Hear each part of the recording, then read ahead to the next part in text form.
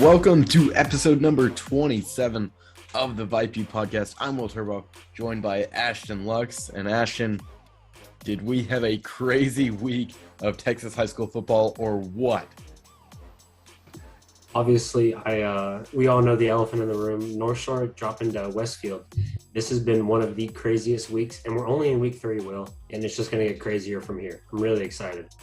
Yeah, let's go ahead and jump right into it with North Shore and Westfield. That's the first regular season loss that North Shore has since 2 years ago when they lost to Katy. Before that, I think it was 2017 was the time before that. And our guest from last week, AJ Holmes, had a great week. 12 tackles and a sack, a couple of those tackles for a loss as well. So, Ashton, I'm going to ask you this question, and I've got a take on it as well.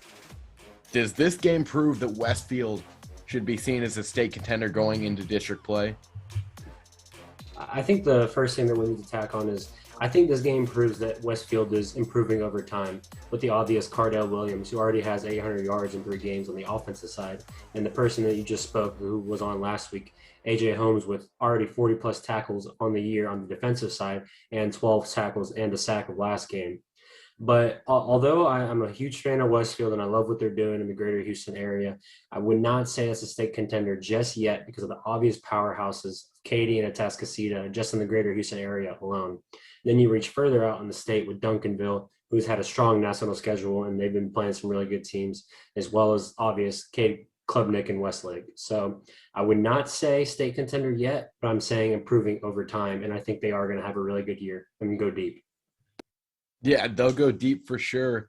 And Ashton, we'll touch on this in just a second, but there's a part of me that thinks that Westfield may not even win their district the way things are going. But what a great team. Cardell Williams and AJ Holmes on both sides of the ball, just dominating. And it seemed like that North Shore game, they were in charge basically the whole time. So shout out to them. Earlier in the year, we said that maybe North Shore wasn't going to be as strong. We've been proven wrong despite this loss. They look really deep, and I would be very surprised to see them lose any other games until we get to the playoffs. So we got that one, and then we had Bridgeland and the Woodlands, which we predicted. I actually predicted that the Woodlands would win this game, and it was a lot closer than people thought it would. I believe the final score was 39-35 or something like that, very high scoring.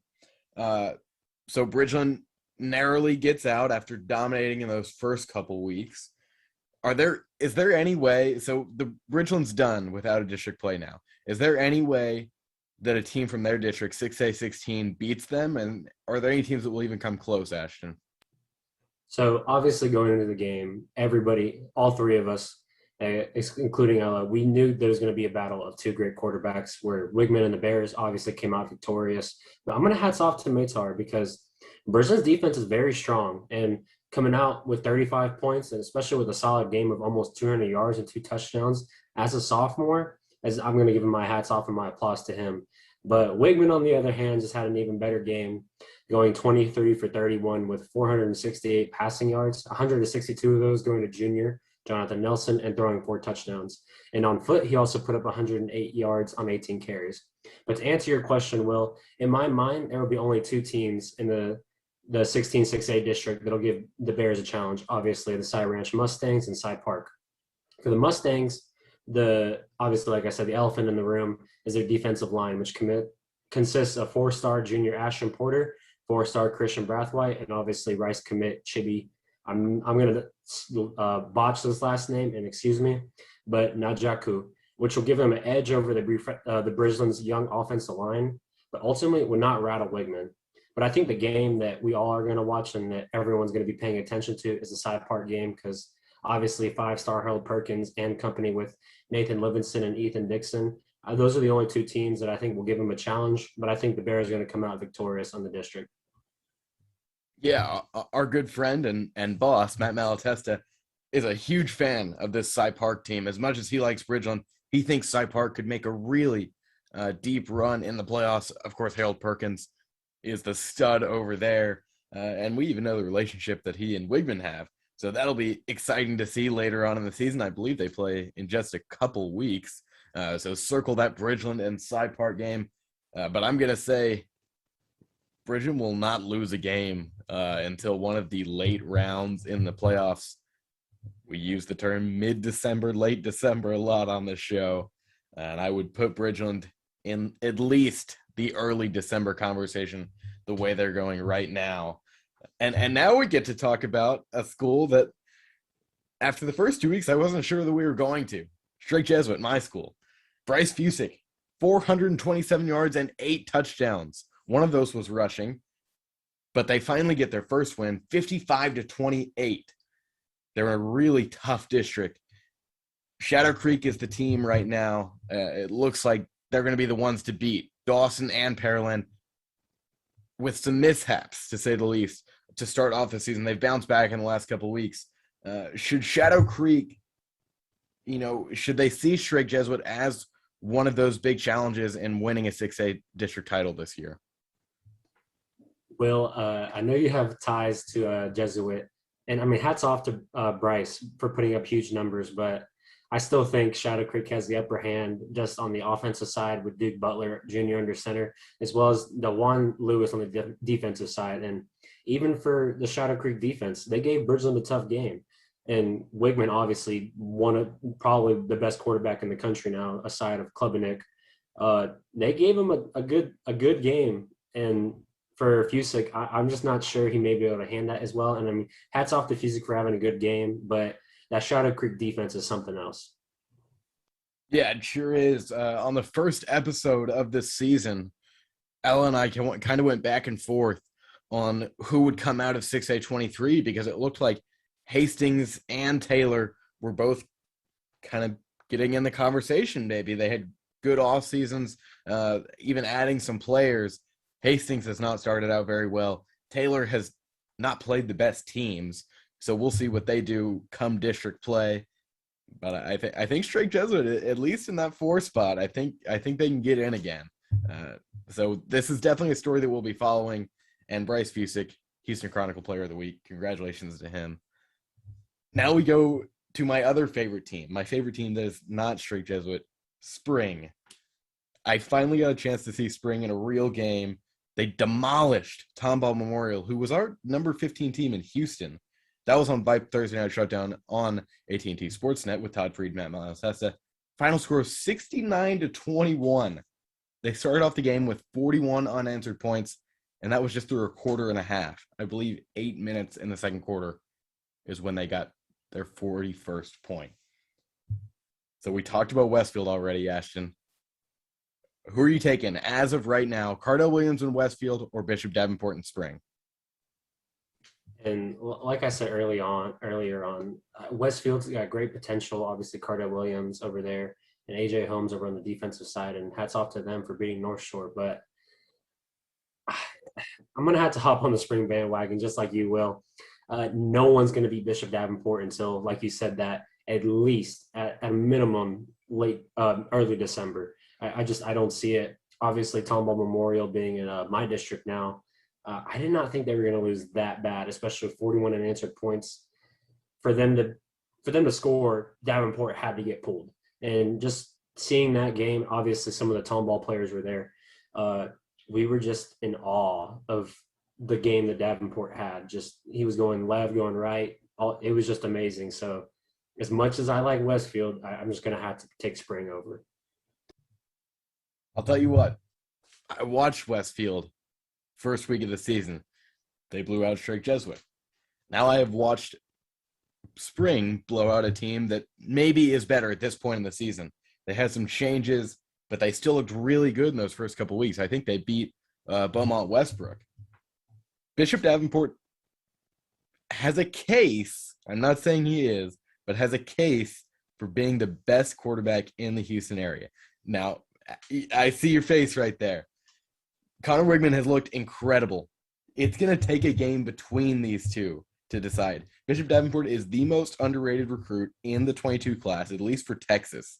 He's committed to Utah State, a great school, but the way he manages a game is ridiculous.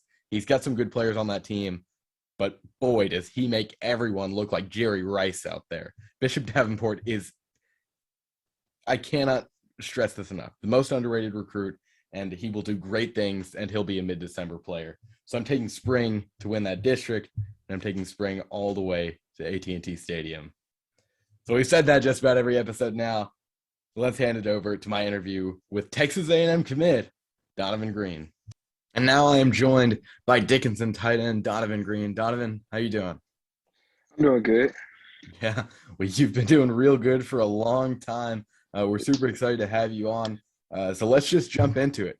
You guys are 1-2 on the season, but three really good teams to start out: Manville, Ridgepoint, and Katy. Losses to Ridgepoint and Katy, both those really close games. So how are you going to be able to close out those close games? We saw it in week one, unfortunately not able to do it in the last couple of weeks. We've been fighting hard in these couple of games, but it just comes down to which team is gonna make the more mistakes. And these past few games we've been making more mistakes, and I feel like that's why we haven't finished out. Fumbles, overthrown balls, just missed assignments. It's just the little things, and the little things matter the most. So once we get those touched up as the season gets longer, I feel like we're gonna be a great team. Yeah, I was able to see you a couple of weeks ago, and apart from you and a couple other guys, it seems like this is a pretty young team. It is. So what's the difference between last year's team and this year's team? This year's team is way different from last year's team. Last year's team, we didn't really do most of the things that we usually do before every season. Have like the boot camp and the off season, spring ball, a lot of things. And last year's team, it was just a whole bunch of guys. We had a lot of good guys. It was just a team. I mean, it was just a whole bunch of guys on the football field trying to play football. It wasn't really a team. I feel like this year, us going through boot camp together, it just brought us closer together. And I feel like we can trust the people next to us more than we did last year. So that's another good thing to have in a team, being close together. So yeah. Yeah, so only a few weeks through the season, but like you said, this has been a journey basically since last season ended. So what do you think you've learned the most in these last few months? In these last few months, I just learned that my team is on par with what we need to be great.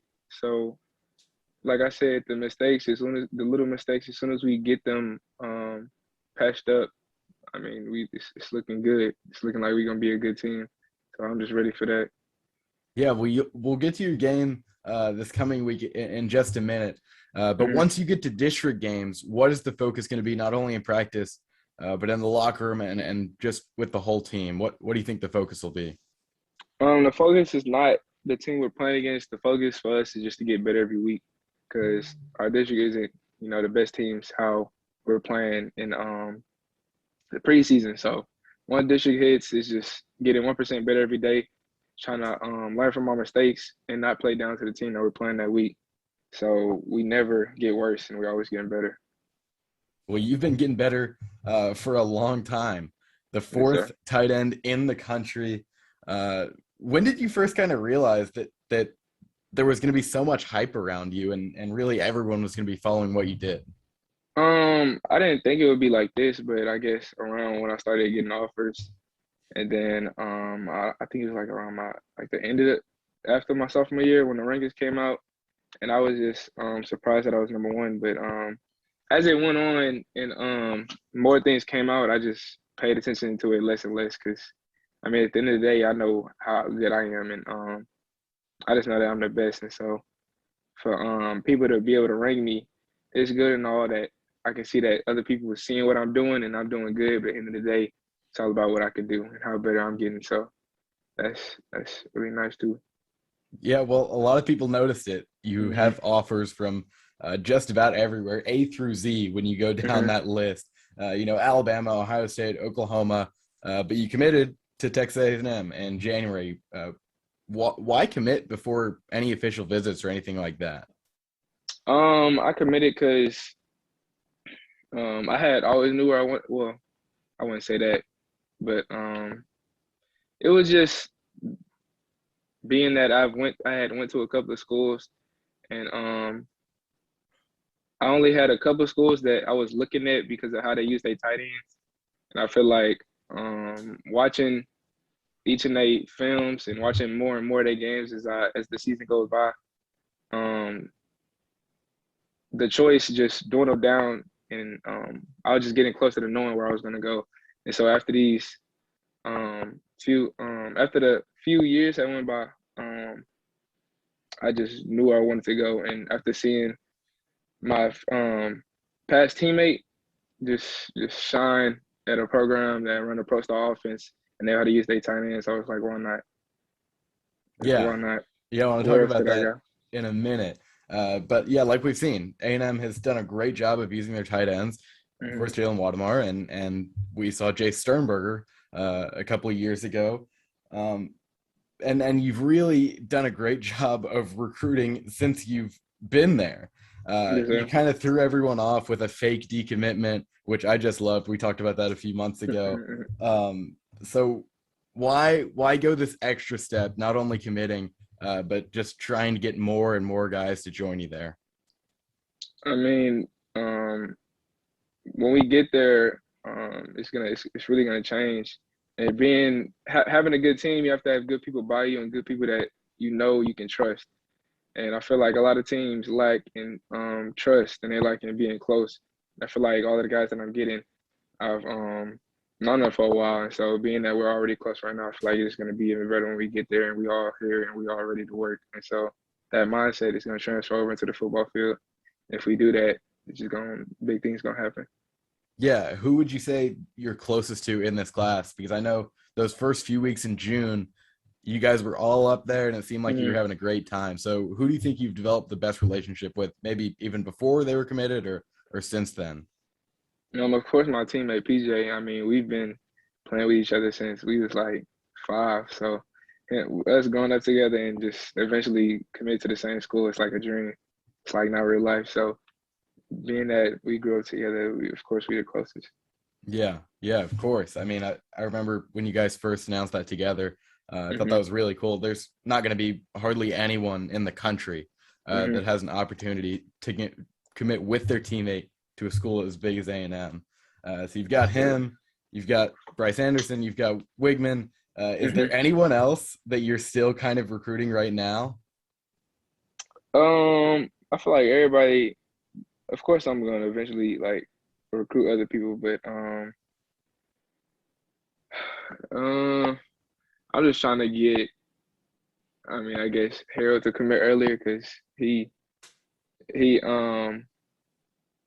don't know if he's committed to A&M, but he's just pushing. He's pushing back his dates farther.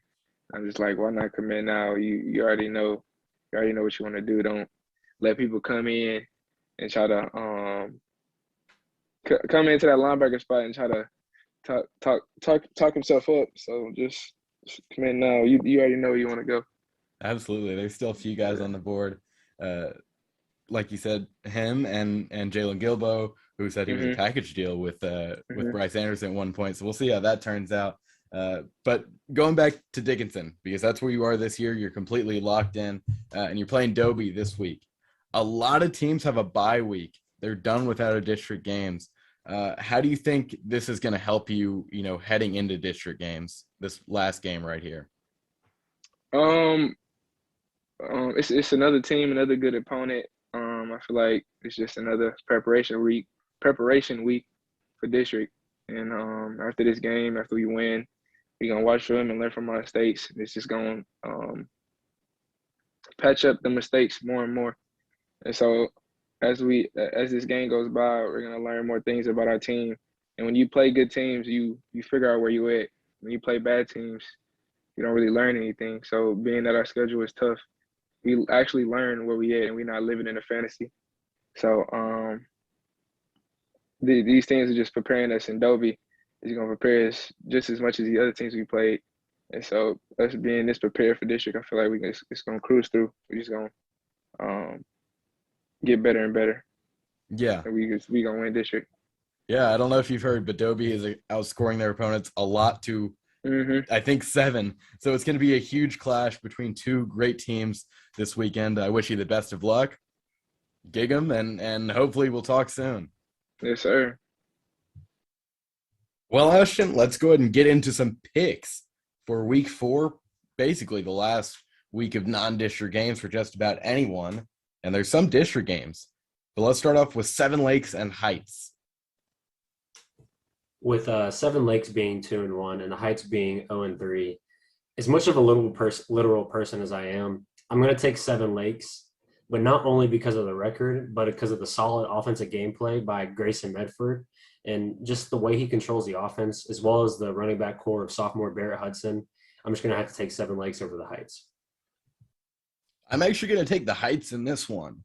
They lost a really close game week 1. Week 2, they played Dawson in a game that I was at, and I thought that Dawson's defense just thwarted them. So I think Jalen Morrison is really going to rebound right here. He's going to head into a great season of district play in the HISD district. So yeah, I'll take Heights in this one. How about Cinco Ranch and Clear Falls? So as both teams come to this game 3-0, Cinco Ranch with the big win over Brazos Wood, 48-14, and Clear Falls coming off a win over Deer Park, 45-21. They both have a tremendous amount of momentum behind them. But I'm going to take Cinco Ranch just because of quarterback and last year's newcomer Gavin Rutherford.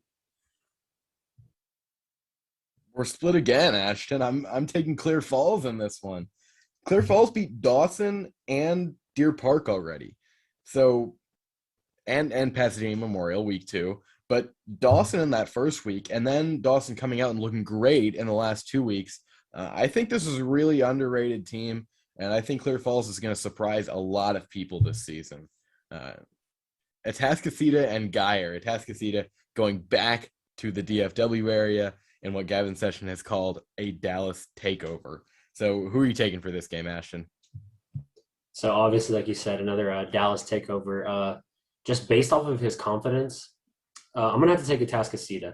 Obviously, they come off a big win, Klein Oak 43-21, and Geyer beating Lake Ridge 37-6. I like you said, just the confidence that Gavin Sessions had in the Eagles. I'm gonna have to take Atascocita because they're clicking on all cylinders right now, and they're on cloud 9 at the moment. They are on cloud 9. If you go in to Eagle Stadium and beat Allen and go back 2 weeks later and play Geyer, although Geyer is a great team, Atascocita is going to win this one, and they are up there as one of the best teams in the state right now. How about a team that's coming off a loss? We talked about them at the start of this episode, North Shore, who's playing Klein Oak. Like you said, just the recent loss that they had, I'm going to have to take the Mustangs in this one just because this game is going to allow them to bounce back and just get the swing of things again going right before district play starts. Obviously, with the pretty good district, North Shore needs to get it done right before the playoffs, and obviously with some injuries, I think they can still go deep, but I'm not really convinced they're going to be another state contender. But for this game specifically, I'm going to have to take North Shore. Ashton, I was really split on this one. I was extremely impressed with what I saw from Klein Oak last week. I think PJ Hatter and Caleb Black have a great connection, and they will be a team to watch out for later in the season. But North Shore has got to be angry. They've got to want this win so bad after being doubted. I know even some former players were reacting to this like, this is just a warm-up for what these guys are going to do this season. So North Shore will win this game, but I wouldn't say that it's going to be a classic North Shore performance. I think this game is going to be nitty. It's potentially going to be low scoring. We'll just have to see because Klein Oak is really good, and they're not a team, just like Clear Falls I talked about earlier on, that doesn't get talked about that much. And we'll finish off with our Thursday night showdown game, like I said, on AT&T Sportsnet with Todd Fried and Matt Malatesta. Katy and the Woodlands. And last but not least, obviously the last game for us, Thursday night showdown. I'm a huge fan of Mabry. I think the obvious choice is Katy, but like I said, I'm a huge fan of Mabry, and I think he's going to do some incredible things. But Katy's just had a phenomenal season so far, and obviously the loss of Bobby Taylor on the defensive side sucks for him and is going to make him struggle a little bit. But Katy's roster is deep. And I mean, obviously, Coach Ripperberger, excuse me if I pronounced that wrong, has instilled into them that the mindset is the next man up. So I'm going to have to take Katy in this one. Back to back, Ashton. I picked the Woodlands last week. I'm picking him this week. Katy like you said, is a really deep team. But seeing what Mabry has done the last 3 weeks, beating Langham Creek, beating Lamar, and then coming within 4 points and putting 35 points on the Bridgeland defense, this is going to be a great game. And I think the Woodlands will pull it out here and shock the world and hopefully shock a few people, because Mabry Mattower is that guy, and he gets to prove it on a television audience this week. And that will do it for episode number 27 of the VYPE podcast. I'm Will Turboff for Ashton Lux. We want to thank everyone for watching us. We want to thank Donovan Green for coming on this week, and we'll see you next week.